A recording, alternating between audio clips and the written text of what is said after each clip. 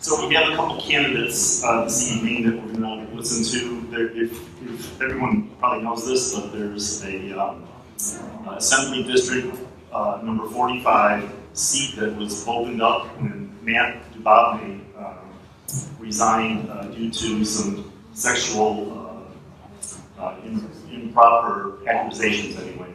So there's two candidates this evening. Jesse Gabriel, who will be here in a little while, and Justin Clark. And they'll be talking for a little while, and then we'll have some questions and answers. What we'd like you to do, though, is fill out some cards if you have any questions. This is all regarding, remember, this is at the state level issues. Sometimes the local and the state level, they overlap, so feel free, and then we'll go through the questions. What we're going to do is sort the questions out, because sometimes people are asking the same question, so we're going to try to make it organized in that regard. And I do want to explain a couple things to you. I'm going to walk away from the mic. You're going to be a little confused. If you open up your ballot, you're going to see the candidates' names twice. There's a full-term gambit of candidates, and then there's the special election.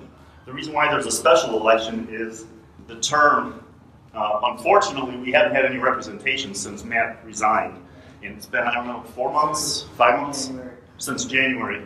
So we need to get representation up there right away, and it will go until November or December? December, thank you. And and then there'll be a full term. The assembly seats are 2 years, and that's where, when you see your ballot, you're going to see that there's 7 people running at this time, and it's Jeff Ornstein, Ray Bishop, Dan Bryn, Jesse Gabriel, Tricia Robbins-Kasson, Ankur Patel, and Justin Clark, who's one of our guests tonight. So with that, I also want to mention that we have, normally we wouldn't have meetings in the summer, but we have a lot of things going on in Woodland Hills. So on June 27th, there'll be a meeting where the presentation for the very large project over at Burbank and DeSoto is going to be presented to the homeowners organization. And I'm an architect, and I'm actually working on that project, so I won't be presenting or in the room or even involved in that with the WHO. But it's a very big project, and everybody should get involved and take a look at what's being presented and what your thoughts are and what your concerns are. And then let's see here. On July 25th, again, normally we wouldn't be having a meeting in the summer, but we're having a meeting, and it's the presentation of the Westfield Promenade project. And another very large project, and again, please attend these meetings and get involved. There's an old saying that if you don't get involved, you don't have a right to complain. I'm not sure if I buy into that, but there's something to it, and it would really help if you give your thoughts and concerns. Now, how many of you are guests this evening and not members of the WHO? So, what it is it only takes $25 a year to fill out an application. You get, it helps us pay for the venues, pay for the coffee and the snacks, and also you get the newsletter every month.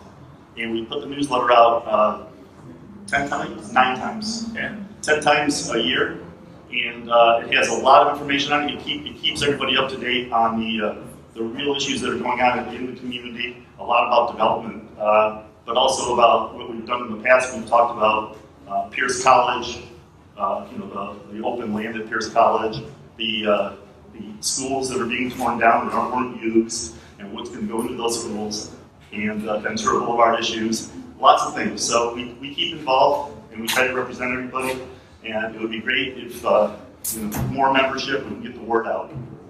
One of our goals is to educate, but also to act as a conduit to bring you here so that you can talk to the people that are making the decisions directly, as opposed to being in some big hearing where you're standing in line or you can't go to the meetings because they're in the daytime.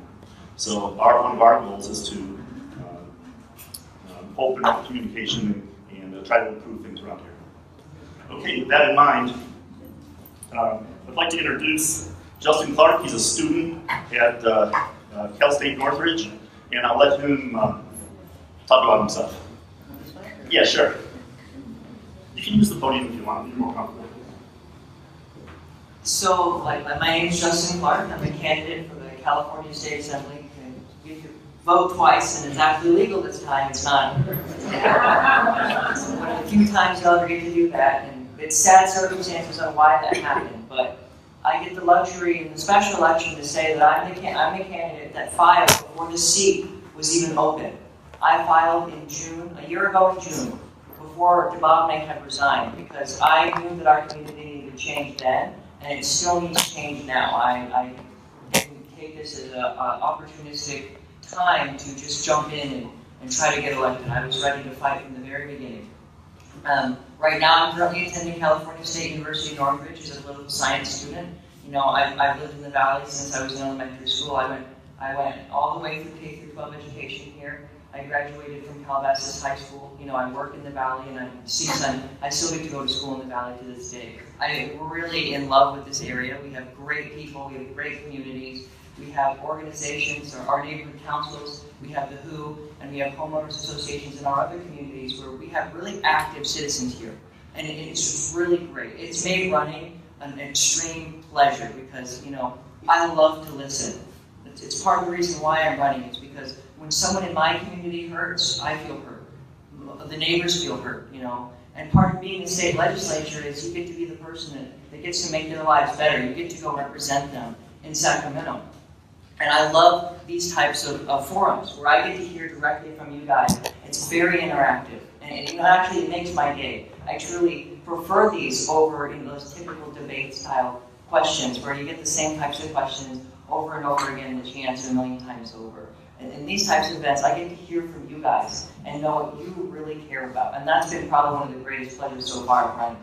But a little bit about me, and you know, the focus of this campaign are those local issues.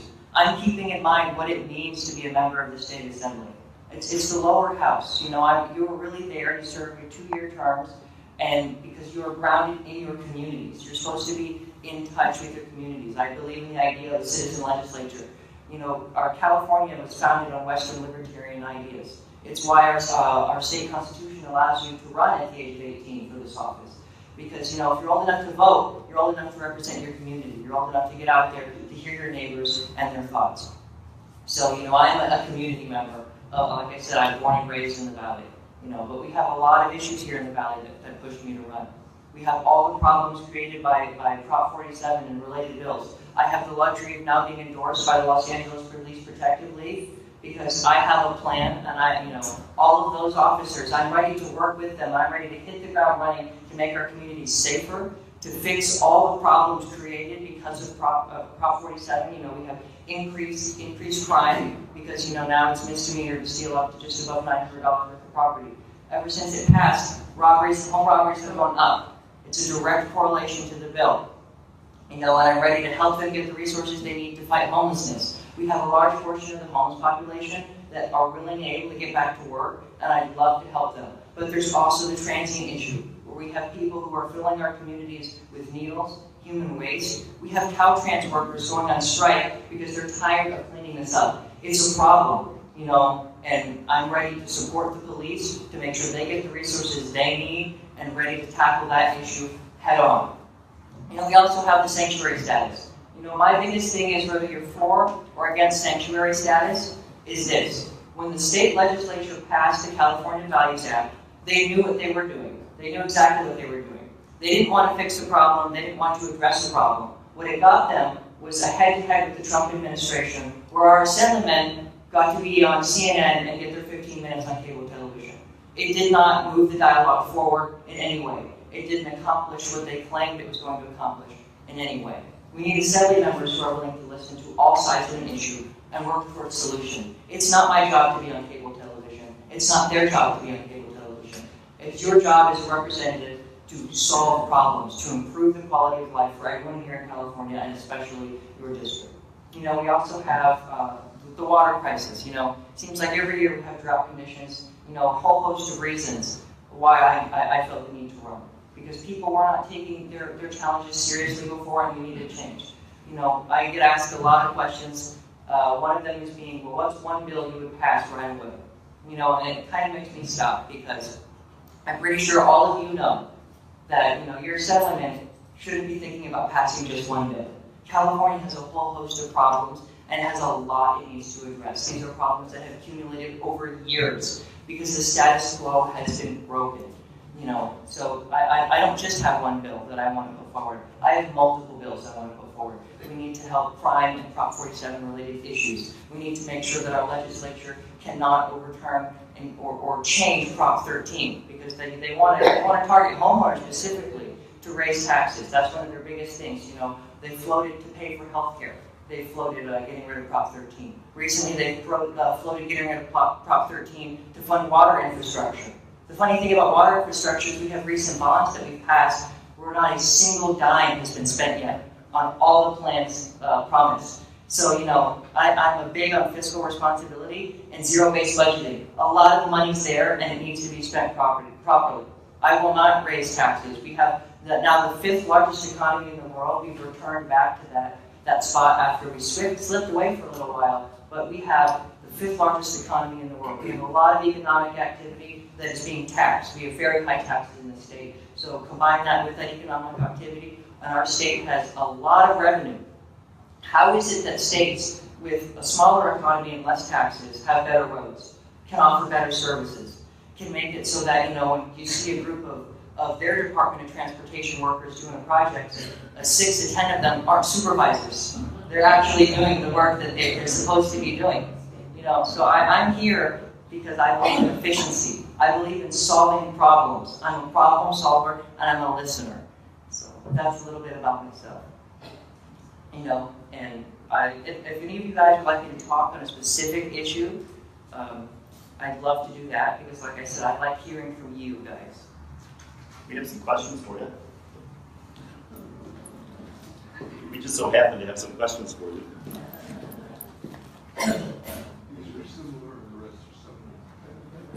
Okay, thank you. I'm going to sit down so I can read this. So the first question it's an issue that's come up in the community in recent times. It has to do with the state mandating local zoning. Okay, there's a few examples of that. I'm just going to throw out some Senate bills. Senate Bill 827 was mandating development around transit. And the voters already voted for JJJ, in which there were rules already set up, and the planning department was already involved in trying to figure this out and everything, and now the state's coming in and trying to do something else. There's other ones too. The second dwelling unit, SB 1818, which is density bonuses. What they're trying to do is create housing. We understand that, but what's your thoughts on the state's involvement in such things? This is a really big and complicated issue, and this is an issue that's really important for the Valley. We have the Water Center. We have a lot of activity going on in Encino where this directly affects those developments. And we have the state attempting to usurp local control over zoning laws and force a one-size-fits-all model that isn't going to work. Using going to the Water Center example, we're already seeing increased traffic on infrastructure that was built keeping in mind that the San Fernando Valley was suburban. We do not currently have the infrastructure in place to support all these high-density housing projects. And what a lot of these zoning laws are going to do is they're going to allow these projects to be built on an expedited timeline. In some cases, they get to bypass environmental regulations, and they get their piece of the pie quickly, and they get to build, and they don't have to have parking for each unit. Some of these projects are 100 units and 20 parking spaces, because the idea is that these transit zones, all these people are going to use public transit. That's not the case. This is Los Angeles. People in Los Angeles use cars. That's only going to make the problem worse. We have a housing problem. We need to be focusing on building affordable housing, middle-class housing, high-class housing, because it's housing on all levels is going to fix the problem. Or else, if you just focus on building low-income housing, you're creating groundwork for gentrification, and it doesn't affect the bigger picture. But what we need is allowing our communities to maintain control of their zoning laws, because they know the rate of expansion. They can keep a better eye on infrastructure projects. I just came from a neighborhood council meeting. Los Angeles has some great neighborhood council meetings. Like I said, we have some very involved citizens. You guys pay attention, and you're not dumb. You know very well that a giant apartment complex with no parking is going to lead to people parking on the adjacent residential streets. It's going to bring down property value, and it's going to cause problems for everyone. It's a Band-Aid fast fix that isn't going to work. Anytime you see the state trying to take away local control, if I was elected, I'd be against that tooth and nail.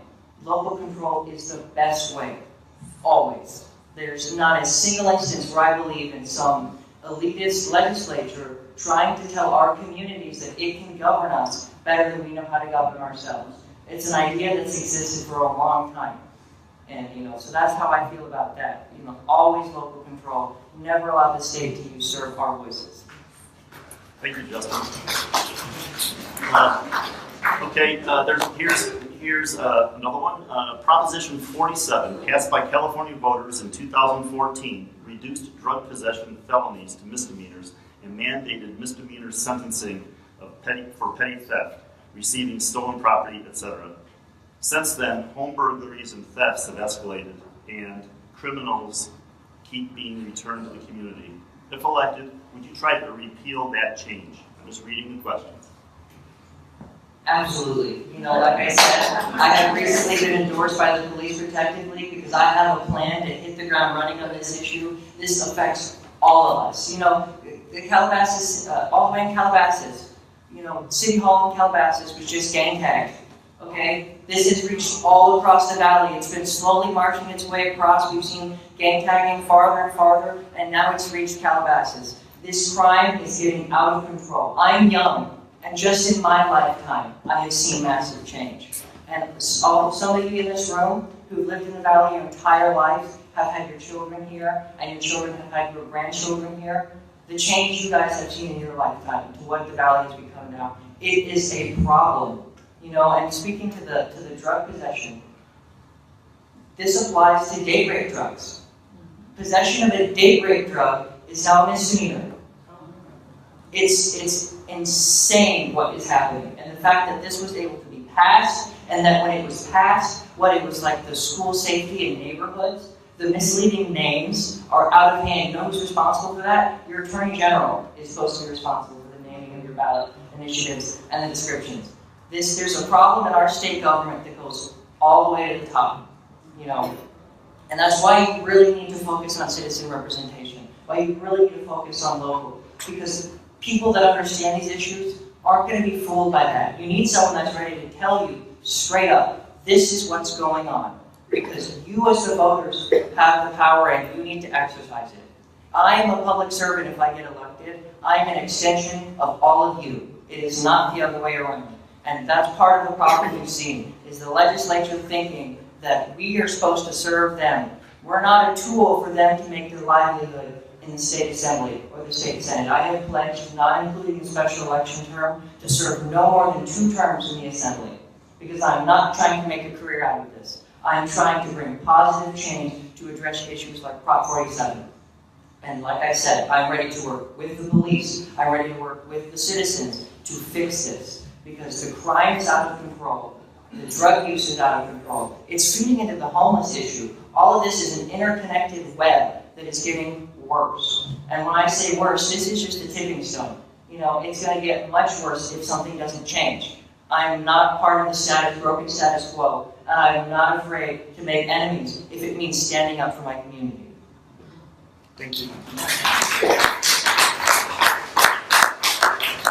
Should the state set up housing camps like they did for the Dust Bowl Okies to congregate all the transits and permanently homeless into manageable collectives where or they will stop being a health and safety issue to the general public? For the homeless issue, you have to get creative. There's not one solution that's going to fix this. And like I said, this is a complicated issue. You have people who are on the streets because of mental health, of substance abuse, and then you have those that are just an unlucky point in their life and they get out of work. The solutions on how you affect those different groups are going to be different, and it's not going to be a one-size-fits-all. So for those people that are willing and able to get back to work, we can point them to programs. A lot of programs we already have. We don't need to go expanding these programs, raising taxes, direct them to city resources, state resources that already exist to fulfill that role. But then you have people that are doing something, that have substance abuse problems or mental health. And a lot of these people are denying the wraparound services offered. They're not taking advantage of the programs we've created based off of local funding for Measures H and Measures HHH. A lot of the money's there. The solution to this problem is not, we need more money. It's what can we do to actually help these people. What they've seen in some areas of the state, like San Diego, is they've offered one-way bus tickets, completely voluntary. Because when these people go back to their communities and then take advantage of the services there, like say they come from Northern California, if they take advantage of mental health services or substance abuse services in the communities they came from, it means they have faith-based institutions they grew up around. It means they have family support. They're less likely to relapse, and it's going to work. The solutions to this for the people that are denying state services is going to be connecting them to either nonprofits or reconnecting them with their families, because that's where they're going to get the support. It's not going to be the city of Los Angeles providing wraparound services that they're not going to use, or that it's going to relapse because they got trapped in Los Angeles because they wanted a better life, ran out of money, and now they're stuck here. You touched on this one already, but maybe you can get into more detail on it, because it's showing up in multiple places here. I guess people are very interested. What is your stand on California becoming a sanctuary state in terms of the illegal immigrant issues? Like I said, I don't believe that it's our central job to get on cable television and to start sparring with the president. Whether you support the president or not, that's not productive. It's not going to solve a problem. What this shows, and what it has shown through many presidential administrations, through many state assemblies, is that immigration is still a problem. It's been a problem my entire lifetime. It's been a problem for a lot of your guys' most of your lifetimes. What we need is an open dialogue. And what we see a lot of recently, and what we've seen most of my lifetime, is people creating polarization, unwilling to listen to the other side, or they're just really passionate about an issue. It's an issue where it's really easy to slip into passion. It's people's livelihoods. It's people trying to come to the United States for a better life. But at the end of the day, we need to support the rule of law. We need to secure our borders. But we also need legal immigration reform. It should not be taking 8 to 10 years for people to come to America and get to take advantage of the American dream. That's unacceptable. We have cases where translators from Afghanistan who helped our troops were promised entry into the United States. These are people who now have terrorists actively hunting them and their families. And they still can't get into the United States. So immigration is a mess. And how you're going to fix that is with an open ear and an open heart. But sometimes it's tough love. It's not a reason to not secure your borders. Every developed country in the world has secure borders. So we have to come up with a solution that takes into account everything. Thank you. Will you support the current high-speed rail program with additional funds that it needs to cover its overruns, or vote to cancel the program? I would vote to immediately cancel this program. This program has been canceled for years. It was misleading to the voters. It's billions of dollars over budget.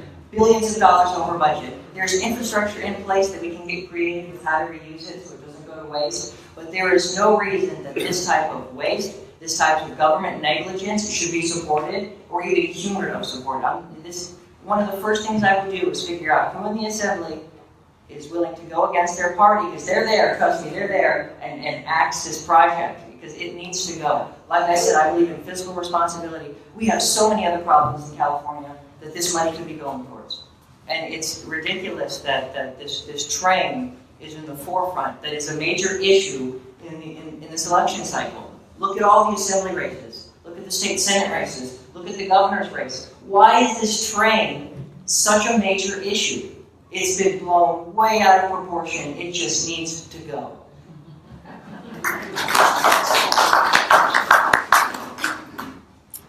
We're just going to keep on going here.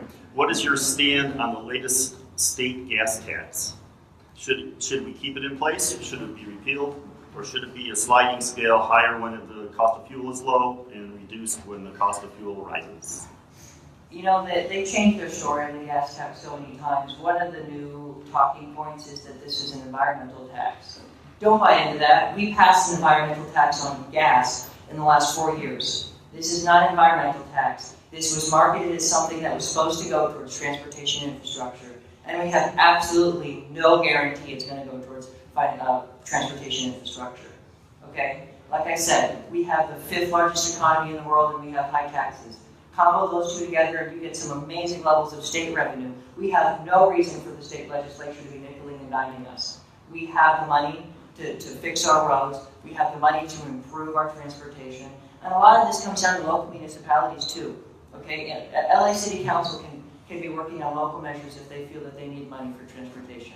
But it's not the state's job to nickel and dime the heck out of us when the money is there. That's my big thing. Is one of the first things I want to do is audit Caltrans, audit other state departments, and I want to cut their budget equal to the amount of waste we discover. Because they're bloated bureaucracies. They're a mess. And it's part of the reason why, we want to offer services in California. We have big minds, we're going 100 miles per hour, we want to be helping our communities, but government is not always the answer to that, because you end up with things like Caltrans. It's regularly, by independent watchdog groups, rated as one of the most corrupt government agencies in the entire country. And our other state agencies are not far behind. There's waste there, and these agencies serve they serve a valuable purpose. And finding that waste, cutting it from their budget, it'll force them to do what they're supposed to do. Okay. In many business circles, California is known as an unfriendly tax state. What current taxes do you think should be lowered to attract more corporations to the state? So we have Silicon Valley that generates a lot of revenue for the state, but California is primarily based off of agriculture. And we had some other flourishing industries here as well. We used to have the garment industry. That was based out of Los Angeles. Extremely local industry. That's gone. They could not keep up with what's going on in our state. We need revenue, and under California's current tax code, a lot of it is going to come from their corporate tax. And it's killing business. When a business leaves the state, or when a small business goes out of business because they can't afford to leave the state, you're losing tax revenue. That business no longer exists as an entity that you can tax. So if we want to keep providing all these services that we love to provide in California, we need to make sure that we have the financial base to do that. I'm not saying that we go in, we slash the corporate tax a ridiculous amount I'm not here to give handouts for corporations, okay? But I'm here to make sure that businesses are being treated fairly and that small businesses can compete with larger businesses. One of my idols is Teddy Roosevelt. He brought it to the robber barons, and he made sure, because for capitalism to work, it has to be fair. And right now, you would think in the state where the Democrats control, I hate identity politics, but to really nail my point across, I'm going to have to word it like this. In the state where the Democrats, who love to talk about income inequality, had a supermajority, why is it that this state has the largest wealth gap? Why does no one ever talk about that? Because a lot of these special interest groups and these big businesses that they claim to hate are the ones funding their campaigns. And I want to make it easy for a small business to get off the ground and compete. One of the things I would do right away is making it so that a small business can file their personal tax and their business tax separately. Because right now they have to file together. What that does is it inflates the amount of income they're supposedly making, because they're supposed to be two separate entities and they have to file as one, and they get taxed more. And it doesn't allow them to compete, and it's really hurting small business. But we have to lower the corporate tax rate. I would not lower the corporate tax rate until we cut funding, because cut programs. Because like I said, I believe in zero-based budgeting. I'm not going to rally base by saying we need to cut taxes, and then we find our state in a deficit. That is absolutely irresponsible. So I have a plan to go in and look at these regulations, to look at these taxes, and find that waste so that we can go forward to create that business-friendly environment. It's about finding that balance where we can get the revenue that we need for our state to provide the services that we want to provide, have competition between corporations and small businesses, and keep businesses from leaving the state, because we need them as a tax entity if we're going to keep providing those programs. I'm smiling on this one because it's just followed some of the things you just said. Do you think California should eliminate all political party identification from state elections? From state elections, I do not think so. Part of what we've seen in California is a large portion feel completely disenfranchised from the political process. And I can tell you that a lot of these decline to state voters are Republicans, and a nice chunk of them are Democrats, or a lot of them are Libertarian and Green Party members who the top two system has completely disenfranchised. The lower parties that are not mainstream have been completely cut out of the political process under the top two system. We cannot disenfranchise people. Party line, because this one came from the audience. Name one recent Democratic-led bill that you would oppose, and will you work to overturn it? It's party-oriented, admittedly. I could. There's probably a lot of Democrat-oriented bills that I would be opposing. And I can tell you, more relevant is, as a Republican, if the Republican caucus were to champion, say, cutting pensions to our teachers or our police, I would go against them. There's an issue with our pensions. We have a pension crisis. It's a massive bubble of unfunded liabilities that's going to burst. Okay, but we have teachers whose salary is based on their pensions. They get paid less because of their pensions. They've been promised something. We should not take that away. We should work on offering voluntary alternatives for those who have already been promised pensions. And then for the new teachers, adjust accordingly. And in the case of police, you have a lot of these people who come out with health problems, they have PTSD, and it's not fair to take away their health benefits and their pensions. But same idea, offer them that alternative and work with them on phasing out pensions for the new cadets as they come out. But pensions, I think, is an issue where the Republican Party, they don't want to take a compassionate or realistic approach on pensions, and that's one of the areas where I would go against party lines. But I can, there's a lot of issues where I'd probably end up going against party lines, because I'm here for the people of the Valley. I'm not a servant of the Republican Party.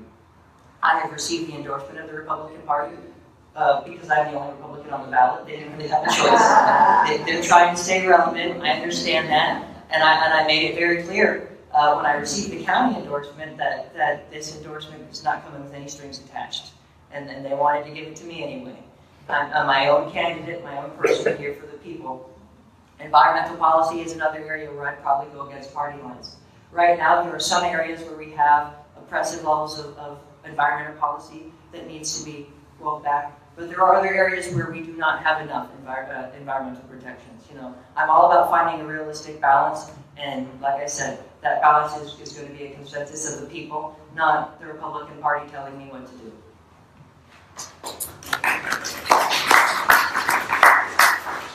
Okay, this one's related to environment. The federal government wants to free up oil drilling off the California coast.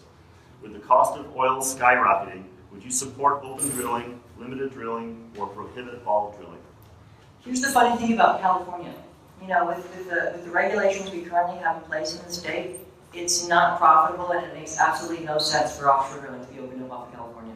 It just doesn't make sense. There are other areas of the country where they can work on getting the resource from, but I do not believe that it should be off of California's coasts.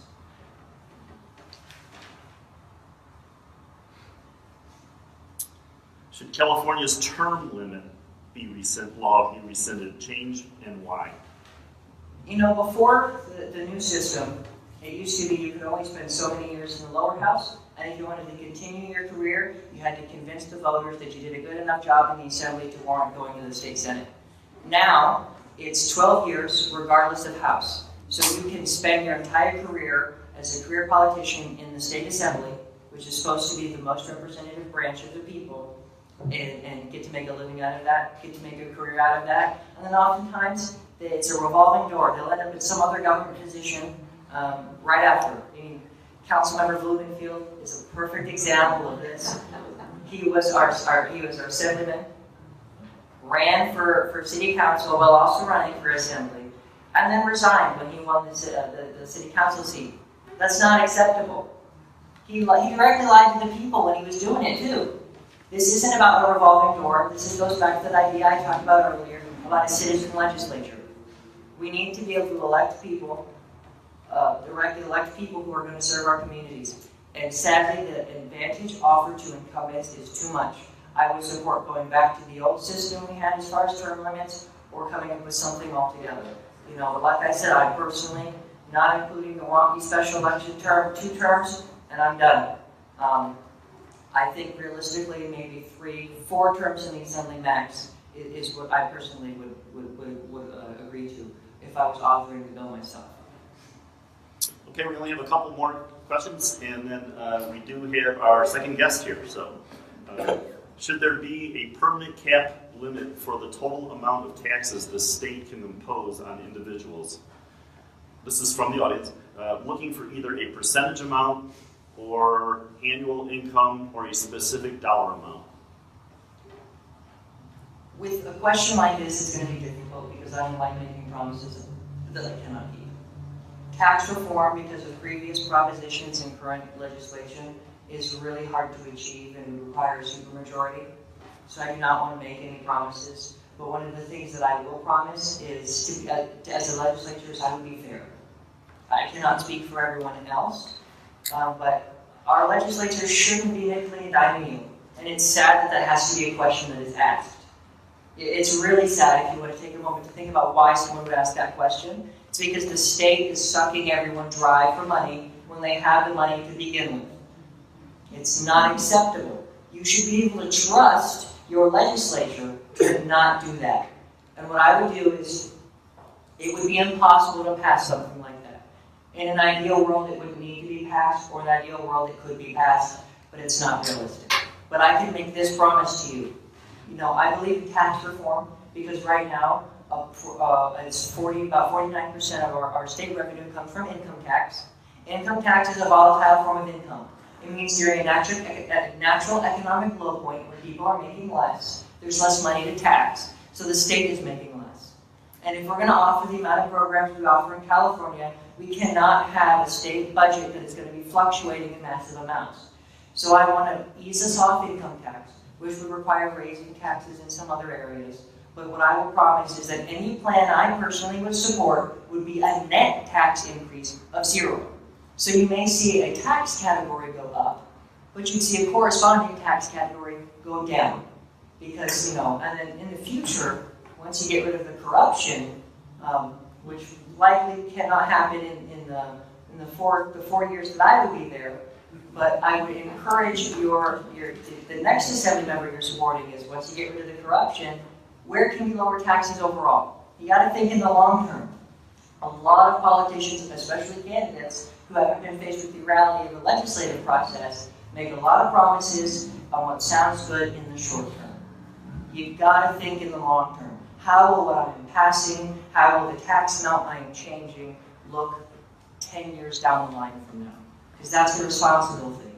It may look good right now, but if it leaves the state in a worse off place down the road, then you got to see what can you tweak and what can you change. So zero net tax increases, but I would be a champion for tax reform as the responsible way to get in a stable form of income for the state.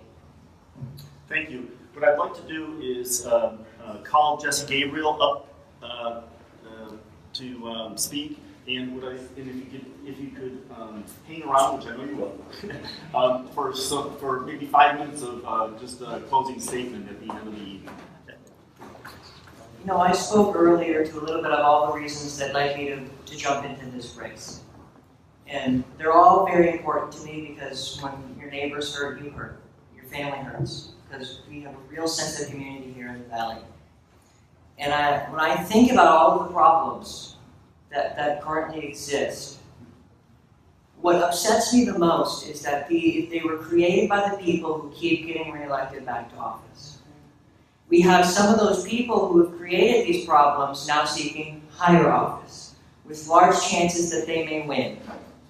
And it's concerning to me that this endless cycle, this revolving door, just keeps damaging our communities. And I think it's really important for us as citizens to not blindly vote for someone because of party or because you agree with them on what I call issues of passion. Like I mentioned, the immigration issue is an issue of passion. You need to look at what they're going to do for you overall and who is best willing to fight for the local issues and stand up to the status quo, because the status quo is what is broken. If the status quo wasn't broken, I wouldn't have to be running. I'm my campaign's largest donor, while also going into student debt at CSUN. This is not a publicity stunt for me. It really isn't. If it was a publicity stunt, our state constitution would have allowed me to pay the filing fee to throw my hat to run for governor, get my headline, and then not campaign at all. That would have been my publicity stunt. This is not a publicity stunt. I'm here because I care, because the status quo is broken, and it's because the status quo is broken that I had to run. Okay? I'm not connected to the institutions that have destroyed our communities here in the Valley. I'm not connected to one political party, and I will not be beholden to a leash. I am well equipped to fight independently for this community, and I would be extremely honored to have that opportunity. So, thank you very much. And if you'd like to ask a question that I was unable to get here, I will stay for as long as one person has a question that she would like me to answer.